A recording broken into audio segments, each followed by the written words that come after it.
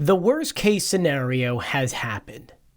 The White House has announced that they're pausing all aid to Ukraine. This is something that's probably going to have Putin smiling from ear to ear. The same day that it was revealed via Reuters that, the United States are looking to maybe relieve some of the sanctions on Russia. And so I want to break all this down because at this very moment, while many sources are saying, here's someone from the Defense Department, here is someone from the White House, we do officially have someone coming out, and that is Marco Rubio. So let's break this down in the timeline. You see, it was rumored for about a day and a half the United States would be finding ways to kind of pause this aid. And roughly around 7 p.m. Eastern Time, Bloomberg put an article online that says that the U.S. is pausing all current military aid to Ukraine until Trump determines the country's leaders, referring to Zelensky, demonstrate a good faith commitment to peace. And that was said by someone, they didn't actually say who except for a Defense Department official. But later on, we started getting more details. In that it said it's not only for future aid, which are still a few $1 billion left that Trump could either use or let expire, but also things in waiting areas known as transfer centers.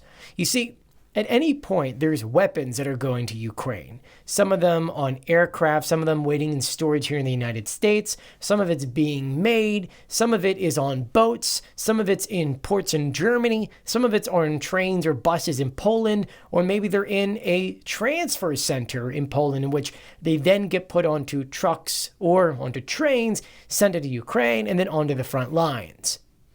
According to that official, this pauses everything. Everything stops at the same time. Then we started getting other press releases or some information.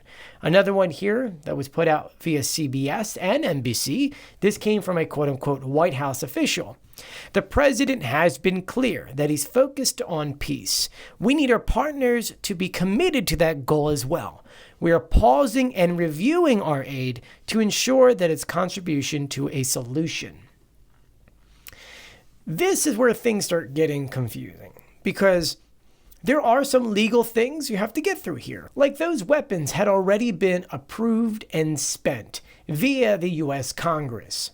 So if he were to legally stop it, well, I don't think there's actual legal way to do it. That's why they said here it's a pause because legally he can pause weapons.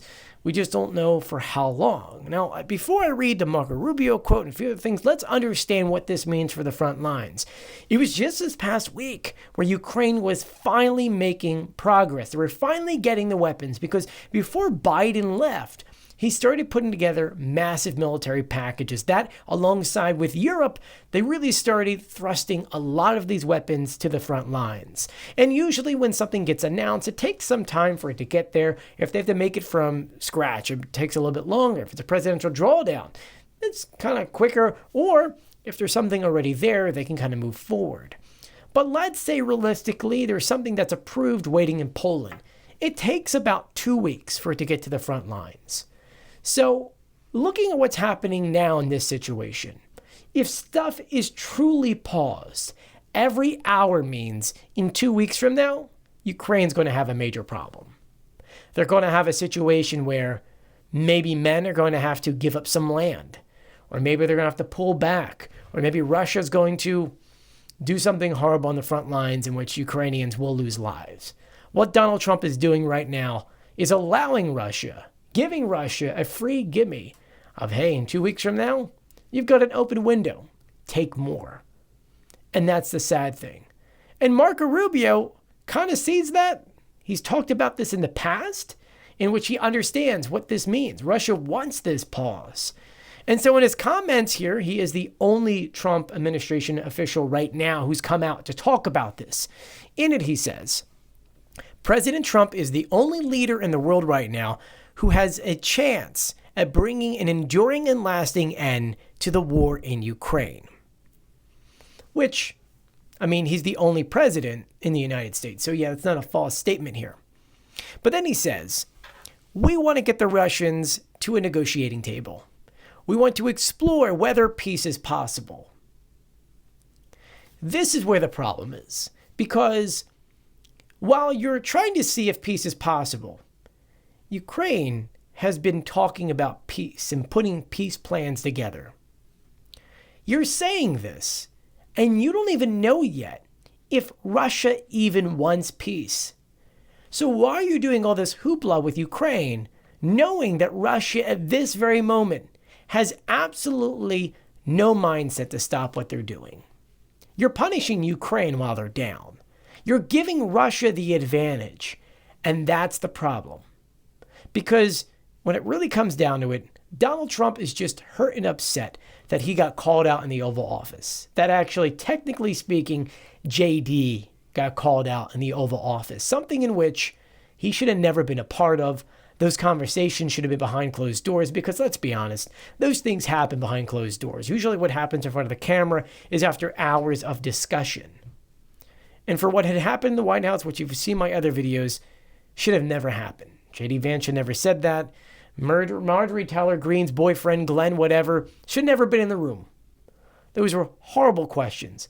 That aside, what's happening now is you're punishing Ukraine while rewarding Russia. Yeah, and I don't think the United States, especially JD Vance, understands that. And that's where we start getting the issues here. Because let's go back in history. You do know that in the past, Trump has also withheld aid for Ukraine to Zelensky over Biden. Do you see? This always comes back to a Biden thing. JD Vance said, well, you campaigned for Biden. No, he didn't. He never campaigned. Trump is just upset that things got accomplished under Biden. And Trump wants to do something to, oh, we got a peace deal. We got a peace deal. Trump wants peace before security guarantees. We tried that in 2014. It didn't work. We saw Russia violate that 25 times. Security guarantees need to go hand in hand with a peace deal. We can't have peace and then security guarantees. It's, we're going to put security guarantees in first to make sure that Russia actually will have peace. Then that way, if Russia violates that, they get punished. If there is nothing in place, then Russia doesn't get punished. And see, the thing is that Trump doesn't get that.